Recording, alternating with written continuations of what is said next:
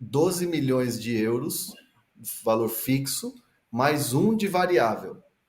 Então, assim, são 13 milhões de euros no total a negociação do Flamengo com o West Ham.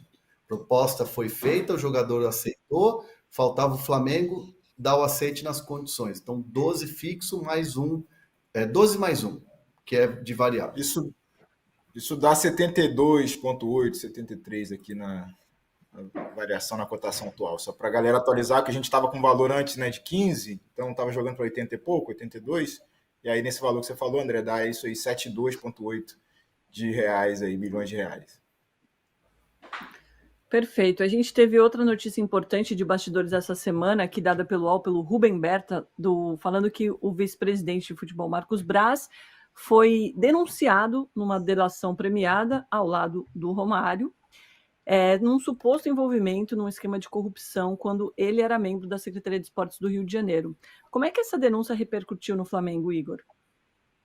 Dom, é importante a gente tratar disso, porque inclusive o Marcos Braz estava nesse jantar ontem à noite e chegou para a gente agora, do staff dele, né, da assessoria dele, uma nota do Marcos Braz. Eu vou ler rapidamente para vocês aqui, para a gente também não se alongar tanto nessa discussão sobre o Flamengo, mas para resumir, né, por enquanto nenhuma repercussão tão significativa assim no aspecto da presença dele no clube. É claro que o PVC mencionou ano eleitoral, é ano eleitoral também, óbvio, né, para todo mundo, eleições municipais. Marcos Braz, vereador, quer tentar a reeleição, justamente tem um outro concorrente dentro do Flamengo, que é o Cacau Cota, então tem essa briga pelos votos rubro-negros, né, entre vereadores, aí, entre candidatos a vereador, e da parte do Marcos Braz, ele mandou a nota, enfim, tem 3 minutos que pingou aqui. O senhor Marcos Braz, aí eu estou abrindo aspas já, foi secretário pelo período de 16 meses entre os anos de 2015 e 2016, ou seja, há quase 9 anos. Causa estranheza que esses fatos, levados ao conhecimento do órgão de imprensa, de uma delação que supostamente foi feita em 2019, já passados 5 anos, sejam noticiados só agora, em pleno período pré-eleitoral, e Marcos Braz, né, que se nega veementemente a própria existência desses fatos. Como uma pessoa pública e altamente exposta, encontra-se à disposição, o Marcos Braz, das autoridades, sendo de seu total interesse que os fatos sejam esclarecidos com a maior brevidade possível, e a defesa buscará ter acesso ao suposto procedimento investigatório. Essa foi a nota oficial da assessoria, que chegou, tem nem 5 minutos aqui para a nossa reportagem. Boa, Igor. Como é que fica agora para a imagem do clube, PVC? Mais esse episódio, mais uma polêmica envolvendo o Marcos Braz.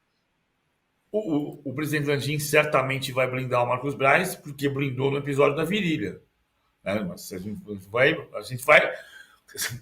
Percebemos que não existe só o Gabigol criando uma bola de neve, né? Porque o Gabigol é o exame antidoping, o beijinho pro Dorival, a camisa do Corinthians, o Marcos Braz é a mordida na virilha, a denúncia de a delação premiada com o nome dele aparecendo no escândalo.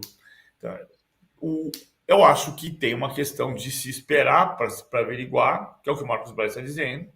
De fato, se você tem uma denúncia de 2019, porque ela aparece em 2024, mas se aparecer em 2024, tem que ser investigado. Enquanto for investigado, se o assunto crescer, o Romário, por exemplo, não se pronunciou ainda sobre isso, né? Também tá, o nome do Romário também apareceu. Ele negou também, também ele se pronunciou assim. Ele se pronunciou. Isso. Uma nota também falando o que... Assim, diga. Importante. Não, é isso. Ele se pronunciou falando que ele não precisa se defender porque ele não tá... não se sente culpado e não se sente ameaçado por essa denúncia. Mas o caso tem que ser investigado, tanto no caso do Romário quanto do Marcos Braz. A questão é se você precisa afastar do cargo que ele ocupa enquanto se investiga, ou se não precisa se afastar. Provavelmente o presidente Rodolfo Landim vai dizer que não precisa se afastar, ele é inocente até que se prove o contrário, e o caso vai ser investigado, vai seguir a investigação com a cautela que a gente precisa ter, porque não tem uma delação, mas não tem uma investigação concluída. Então, precisa ter calma, mas o Flamengo precisa ter a definição sobre o que fazer com o seu vice-presidente, se ele continua no exercício do cargo, acho que continuará, ou se ele será afastado enquanto houver investigação. Bom, a gente vai continuar acompanhando, obviamente, esses casos. Amanhã a gente traz mais bastidores do jogo e do Gabigol, mas a gente precisa falar dessa reunião da CBF que rolou ontem e para trazer um olhar dos times do sul do país, a gente chama agora o Ivandro Morbach, que é vice-presidente do Inter. Ivandro, muito obrigada por participar aqui com a gente, obrigada de coração. Eu vou falar primeiro o que foi decidido, aí queria saber a sua opinião sobre essas decisões da CBF, né? Vão ser usadas as datas FIFA para os jogos atrasados e a CBF vai permitir uma inversão do mando de campo e a inversão vai depender, obviamente, do acerto entre os dois clubes envolvidos em cada partida. O que você achou dessa decisão? Bom, bom dia a todos. É um prazer estar aqui falando com vocês. E eu não participei da reunião, essa reunião foi feita pelos presidentes dos clubes. O presidente Alessandro, ele participou e já ontem mesmo conversamos dentro do nosso conselho de gestão, ele já passou as primeiras impressões. E para nós, né, do conselho de gestão do Internacional, foi um avanço, né? Ainda, né, não tem como estar dentro do ideal, né, o que nós esperávamos, mas certamente já um avanço, porque agora temos previsibilidade, já podemos estabelecer o calendário, a retomada, e essa questão, né, da possibilidade, né, a possibilidade da inversão do mando de campo nos ajuda, com certeza, né, nos facilita. Agora depende de diversas questões, né, saber que são os dois jogos, né, que eles precisam ser definidos em conjuntos, mas certamente ajuda. E para alguns jogos, né, mais para frente, nós trataremos isso junto com CBF e com os times adversários, né, com as equipes adversárias, trataremos para, né, alguns jogos buscarmos essa inversão de mando de campo. Né, para além da inversão de mando de campo, né, que era uma expectativa nossa e que foi atendida, certamente o apoio logístico da CBF, né, a logística ela não é fácil, a gente, né, precisamos, é algo inédito, mandar jogos em diversos estádios. Hoje mesmo estamos como mandante um jogo em outro estado, em São Paulo, né, que é totalmente diferente da realidade que estamos acostumados no Rio Grande do Sul, porque mandar um jogo precisa de diálogo com as forças de segurança, né, por exemplo. Estamos acostumados lá com o comando da Brigada Militar, aqui estamos em diálogo com o comando da Polícia Militar de São Paulo. Então é tudo muito diferente, toda a operação do jogo é diferente, os custos com logística eles são altíssimos, os deslocamentos. Então esse apoio, né, para bancar essa estrutura logística que a CBF ela nos ofereceu, isso está dentro da nossa expectativa. Então consideramos que foi um avanço importante essa reunião de ontem, embora, né, não o ideal, mas já tem uma previsibilidade maior, uma luz no fim do túnel. Estamos nos preparando para a retomada do futebol nesse momento difícil, né? Queria deixar já aqui bem registrado, porque é um momento dificílimo e só para quem está vivendo no Rio Grande do Sul para saber o quanto que está difícil toda a situação. Hoje eu estou, né, aqui já em Barueri para a partida, mas até é difícil né, a quantidade de funcionários e dirigentes que temos que deslocar, né, para outro estado, deixando suas famílias lá. Então é uma situação bem difícil, situação de deslocamento difícil, enfim, faltam produtos, é extremamente complicado, uma tragédia humanitária, mas a gente precisa retomar, né, e estamos nos preparando da melhor forma. E como vocês estão se preparando? Como é que você tem sentido esse apoio para os treinos antes de pensar nos jogos?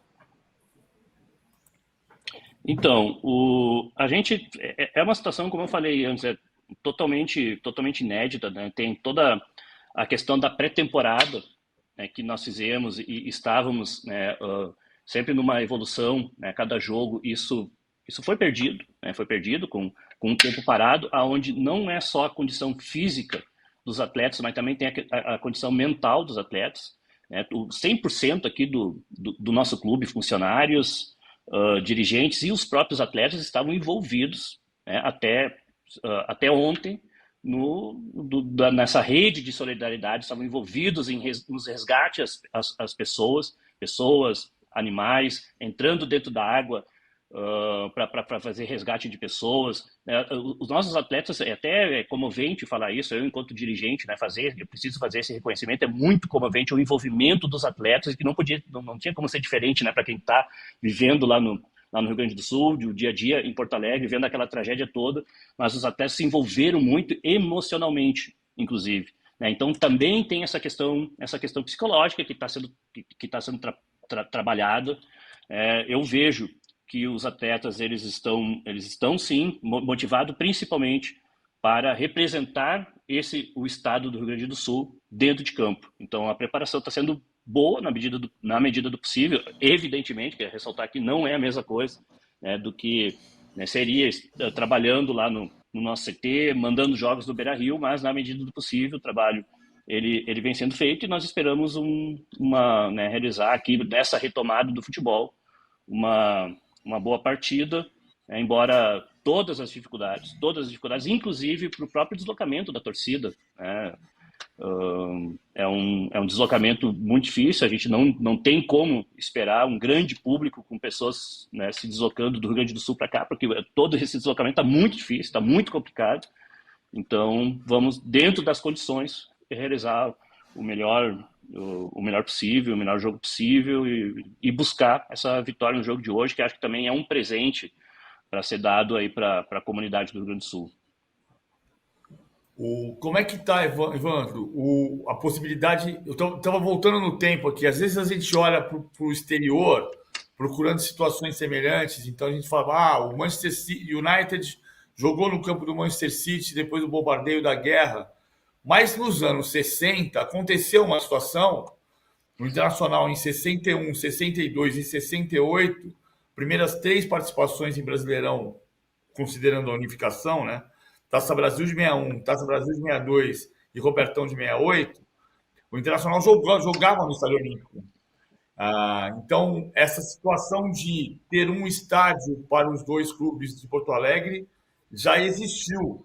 De 27 partidas iniciais do Internacional no Campeonato Brasileiro, só uma foi nos Eucaliptos, todas as outras no Olímpico. O Grêmio é que nunca jogou uma partida de Brasileirão no Beira-Rio como mandante, a não ser jogando contra o Internacional. Você entende que o caminho pode ser esse, embora seja para daqui a 60 dias, no mínimo, né? A reabertura do Beira-Rio. Qual é a hipótese, o que você imagina de que se possa fazer no segundo turno do Brasileirão, do Grêmio jogar no Beira-Rio e o Internacional treinar no CT de Carvalho?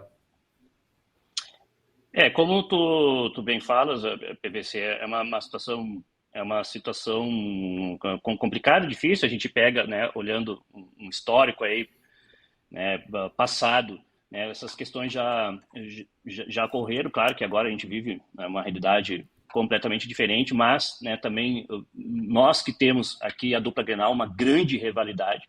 Nesse momento estamos com um grande diálogo, estamos unidos, né, inclusive pela reconstrução do Rio Grande do Sul. Tudo é uma possibilidade, nós vamos tratar para frente, estamos em diálogo, estamos conversando, a gente está tentando ainda, tateando, vendo o que pode ser o nosso planejamento. Tem a situação do Grêmio é uma, a situação do Inter é outra, nossa situação, tu falas aqui em 60 dias seria, né, viável, creio eu, mas é a projeção mais otimista. A gente pode aqui, né, tranquilamente, né, dar mais pessimista, que também, né, é uma realidade que pode acontecer, que depende de inúmeras coisas, inclusive da situação climática aqui, que está muito complicado, né, para o próprio replantio, né, do gramado. Então, a mais pessimista seria em torno de 90 dias, né, 90 dias. E tudo pode acontecer, ainda fica para a semana que vem. A gente ainda está com grandes dificuldades, ainda estamos sem energia elétrica no Beira-Rio, ainda estamos sem água no Beira-Rio, tivemos prejuízo nas subestações, né, que atendem ali o nosso estádio. Então a gente está, inclusive, projetando o início da limpeza nessas áreas do complexo apenas para a semana que vem. Ainda estamos vendo, né, o tamanho do prejuízo. Isso eu falo Beira-Rio, sem falar no nosso centro de treinamentos, né, que ficou, e vocês viram as imagens, ficou completamente submerso e ali, infelizmente, muito grande. Mas, enfim, exato para a tomada do Beira-Rio, claro que continuando, claro que é um interesse nosso acelerar o mais rápido possível o processo para a retomada, a gente mandar os jogos do Beira-Rio, e o que tu falas aí, tudo é uma possibilidade, mas estamos em início de discussão, um dia de cada vez, né? Precisamos aqui matar um leão por dia, é uma situação extremamente complicada, extremamente delicada. Estamos agora preparando aqui e fazendo a operação do jogo em Barueri, e já pensando, né, nos próximos confrontos, onde mandaremos jogos, né, estamos hoje mandando no estado de São Paulo, depois mandaremos em Caxias do Sul, mandaremos em Caxias do Sul, mandaremos jogo em Criciúma, então são vários mandos de campo em locais diferentes, a gente precisa, né, matar um leão por dia, até a gente conseguir fazer um planejamento mais de fôlego, e tudo é uma grande possibilidade, né? Tudo é possibilidade, não vejo, né, não tem como afirmar que isso vai acontecer, mas é possível. Oi, Ivandro, você falou de alguns jogos. Desculpa, Hernan, mas queria perguntar sobre esses jogos que você falou que talvez tenha essa inversão do mando de campo. Quais jogos seriam esses? Você já tem esses jogos Não temos. Tem algumas possibilidades aí que estão no nosso radar, que ainda estamos conversando sobre eles, mas ainda não nada definido, não começamos ainda a tratar com os clubes, né? Mas estão no nosso radar aqui, na nossa perspectiva aqui, no nosso planejamento inicial. Claro que, né, a gente já tem alguns, mas ainda não começamos a tratá-los. Boa, diga lá, Edson. Mas é uma possibilidade importante, né? E o Inter vê com bons olhos essa possibilidade do Grenal ser disputado no Maracanã, né? Enfim, o Maracanã se coloca à disposição, é uma possibilidade, que é uma proposta que o próprio Alberto Guerra, presidente do Grêmio, falou que é uma proposta. O Internacional vê com bons olhos disputar o Grenal no Maracanã? Sim, essa é uma proposta do Grêmio. Nós não conversamos ainda diretamente, né, com o Grêmio sobre isso. O próximo Grenal, ele é de mando do Grêmio, então o Grêmio ele pode sim, né, colocar o mando aonde for do seu interesse. Eu, particularmente, isso é uma discussão bem preliminar que dentro do nosso conselho de gestão, junto com o presidente, eu acho que havendo condições, a gente deveria pensar em fazer do Grenal um grande evento no Rio Grande do Sul, né? Um grande evento no Rio Grande do Sul, achar condições, né, seguras e adequadas, né, em algum local. Acho que isso é uma possibilidade que nós vamos tratar. Não estou aqui fazendo, né, nenhuma negativa ao jogo no Maracanã, pelo contrário, mas ainda não tivemos tempo para pensar sobre isso. Mas nós estamos agora no momento já de reconstrução do Estado, né? A gente passou aquela primeira fase de resgate, de preservar as vidas, e agora o nosso povo também no Rio Grande do Sul está precisando, né, desses momentos. Inter e Grêmio estão unidos, né, nessa corrente de solidariedade, inclusive mobilizando parceiros, mobilizando recursos, fazendo campanhas conjuntas para a nossa reconstrução, né? E acho que devemos pensar sim, né, sem excluir nenhuma possibilidade, mas pensar em fazer um grande evento festivo de solidariedade dentro do nosso estado. Ainda é algo preliminar, mas é o que a gente vem aqui conversando, debatendo, e tudo, como eu disse, é uma possibilidade. A gente lembra para você que está escutando a gente, que se você quiser mandar um superchat, a gente está numa campanha aqui para você entrar no QR Code, que daqui a pouco o Homer vai colocar aí na sua tela, já está aparecendo aqui, e fazer a doação direto para as campanhas que estão ajudando as pessoas no Rio Grande do Sul. A gente tem muitos comentários legais aqui, muito obrigado a você que está participando, lembrando para você deixar o like também, que ajuda muito o nosso programa. E você queria perguntar, PVC? Não, eu ia só fazer uma observação, indo ao encontro do que o Ivandro disse, do Grenal no Rio Grande do Sul, e sem acabar com a ideia do Maracanã, mas só voltando a 41, o ano da grande enchente de 41, a grande enchente de 41 terminou com 2 Grenais no campo do Força e Luz, porque era no bairro Santa Cecília mais alto, E por isso se fez os Grenais em Porto Alegre, num campo que era viável fazer, num local mais alto. E o Grenal ajudou a trazer de volta a rotina e a paz para a cidade de Porto Alegre naquela primeira calamidade em 41. Exatamente, Boa. poderíamos pensar aqui em Grenal da Paz, Grenal da Reconstrução, Grenal da União, né? Eu acho importante a gente pensar isso. O Grenal é tão presente, é tão forte, tão importante dentro da cultura do Rio Grande do Sul, dentro da cultura do povo gaúcho, né? Eu acho que nós podemos pensar nisso, né? Na disputa desses jogos para mobilização do Estado, para a gente, né, retomar um pouco da alegria e também que ele sirva para esse processo de mobilização pela reconstrução. Acho que podemos pensar em coisas muito bonitas aqui, usando o futebol, que eu sempre digo que ele tem uma função social importante a cumprir. O futebol tem, os clubes têm uma função social, né? E eu fico muito orgulhoso de ver que o Esporte Clube Internacional está cumprindo nesse momento também a sua função social junto à nossa comunidade aqui do estado do Rio Grande do Sul.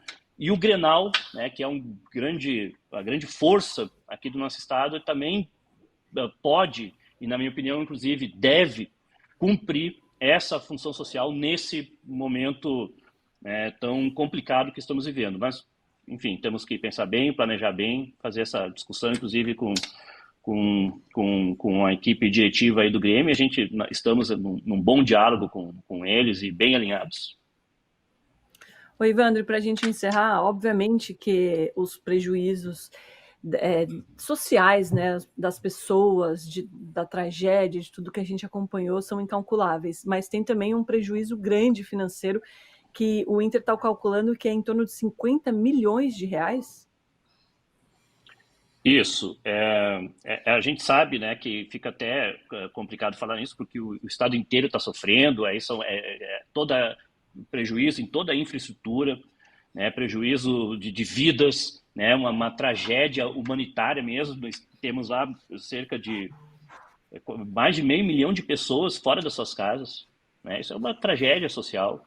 Então, quando a gente vai falar do futebol, mas o futebol, ele também faz parte do setor produtivo, né? Ele tem toda uma indústria que movimenta recursos e que é importante retomar. Então, também a gente, né, precisa, né, falar num momento como esses dos nossos prejuízos patrimoniais, que são calculados, que podem chegar, sim, a esse montante aí de 50 milhões, aí, contando tudo, inclusive, né, despesas aí com logísticas, que agora, né, a CBF ela já assumiu o compromisso, né, um compromisso com o futebol aqui do Rio Grande do Sul, né, de nos ajudar, mas os prejuízos patrimoniais, eles ainda são, né, eles podem ficar ali entre 30 milhões, né? Nós não conseguimos ainda ter esse dado com precisão, né, até porque nosso centro de treinamentos ainda está com água, agora que a água do rio está baixando. Agora a água do rio está baixando, então a gente já consegue acessar, a gente já consegue, né, identificar melhor, né, o prejuízo, mas ali foi, né, terra arrasada, perdemos o nosso centro de treinamentos, infelizmente. Tem o prejuízo do nosso gramado, o prejuízo das instalações ali do Complexo do Beira-Rio, que ainda por estar sem energia, ainda não conseguimos fazer a limpeza, que só começará a semana que vem. Então, né, essa é uma estimativa, uma projeção que nós ainda não temos com precisão, mas ele vai gerar em torno disso, aí, de pelo menos 35 milhões. É um prejuízo muito grande, né, sem dúvida nenhuma, enfim, que vamos ter que enfrentar junto, né, assim como todo o Estado está enfrentando tá enfrentando esses inúmeros prejuízos, e vamos ter que nos reconstruir, assim como o Estado do Rio Grande do Sul. Perfeito, Evandro, mais uma vez, em nome de toda a nossa equipe, a gente agradece a sua participação aqui. Muito bom escutar o seu lado e a visão da Inter com relação a essas últimas decisões da CBF, e bom trabalho para vocês por aí. Eu que agradeço, muito obrigado, sempre à disposição de conversar com vocês. Um grande abraço. Bom jogo hoje. Valeu. Obrigado.